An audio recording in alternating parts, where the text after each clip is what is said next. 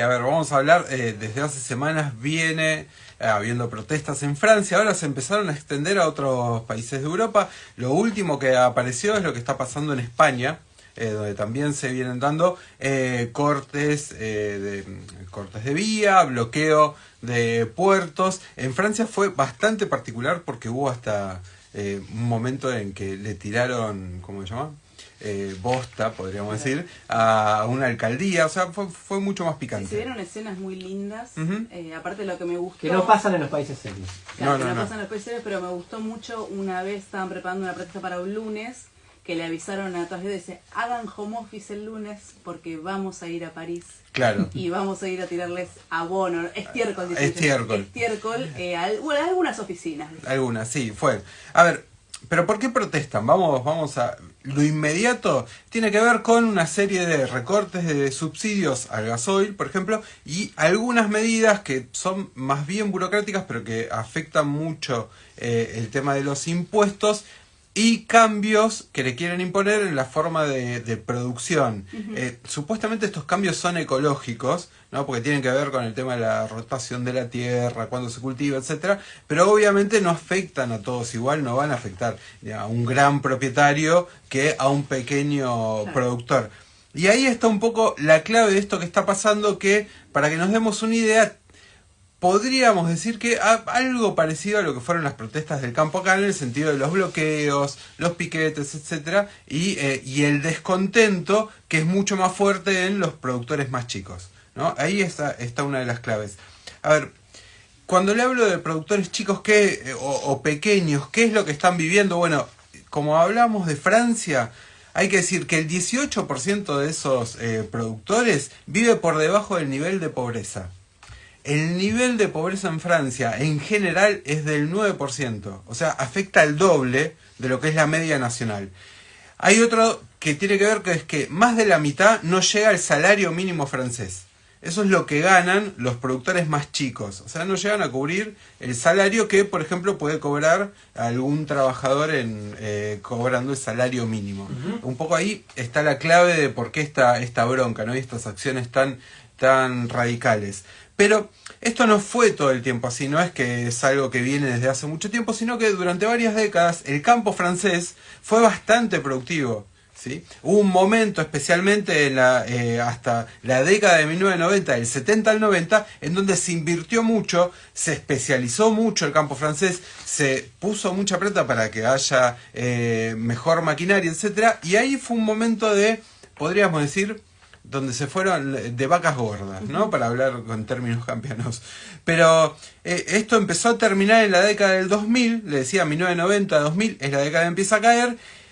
Si tomamos una estimación de 1980 al 2022, las ganancias del campo eran unos 25.000 millones de euros. Pero miren este dato, 3/4 partes de esas ganancias se lograron hasta 1995. O sea, del 80 en 15 años, las 3/4 partes de esos 25 millones después decayeron. Y un poco por qué surge esto, que es una explicación que es muy interesante. Esa mecanización, esa especialización del campo francés, lo que produjo fue que suba mucho lo que hay que gastar en lo que se llama capital fijo. Es decir, en la maquinaria, en la inversión que tienen que hacer para eso. Eso aumentó muchísimo, según el Instituto de Censos de Francia. En 1980 era el 31% de las ganancias, es decir, un tercio de la ganancia bruta. Pero en 2023, ¿saben de cuánto es? Más de la mitad, casi el 51%. Eso tiene que gastar un campesino para poder mantener cierta productividad. Hay una caída muy grande de la productividad y eso explica también una caída de la ganancia. ¿Qué se dio también? Que es muy interesante, la concentración. Es decir, cada vez más tierras en menos manos. Un 75% de los propietarios cayeron entre 1982 y 2023. La cantidad. La cantidad de propietarios disminuyó un 75%, hoy quedan unos 446.000. Son un montón, obviamente, pero 75% menos de lo que era en la década del 80. Y ahí es un poco lo que explica esto de que los campesinos más pequeños no lleguen, por ejemplo, a cubrir un salario mínimo y y cómo a ese sector especialmente medidas como lo que tiene que ver con la rotación de la tierra que impone la Unión Europea, o por ejemplo el recorte de subsidio, un mínimo subsidio como el del gasoil, los afecta tanto. Yo le decía, no afecta a todos por igual, porque la concentración también lo que dio es grandes terratenientes y además mucha más espalda y además que la aparición de actores muy importantes, grandes empresas de alimenticias y de supermercados que empiezan a jugar en el campo. Sí, en general es un proceso mundial. En Argentina también se vio desaparición de pequeños productores 80, 90, 2000. El proceso sigue y la toma del control de manera directa o indirecta de grandes jugadores mundiales sobre la tierra.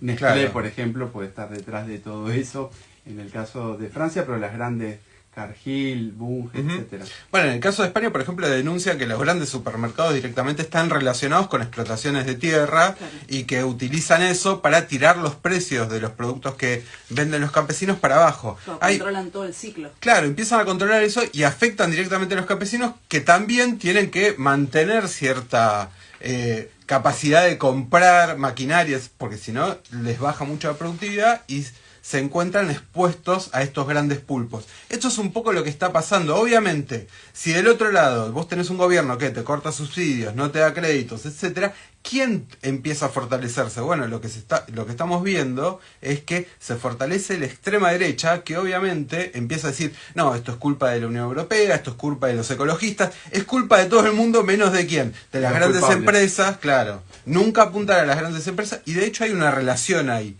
entre lo que podría ser la sociedad rural francesa y la extrema derecha francesa. Hay una relación política muy importante. A mí me interesó esto, no meterme en el detalle específico de qué pide cada protesta, sino que me interesó lo que está pasando en el campo europeo, porque muestra también una crisis que se habla poco, que es la crisis más sistémica del capitalismo, que empuja, que cada vez hace caer más la productividad, que cada vez más hace caer la ganancia y termina afectando directamente a quienes, a los más chicos, a los pequeños productores, pero también a millones de trabajadores que se ven expuestos a este mercado de compra y venta de las grandes empresas. Y me parece que para pensar una salida más profunda y que no se lo lleve todo la extrema derecha con su discurso, hay que pensar cómo esos sectores, los de la ciudad y el campo, se empiezan a unir para un objetivo común.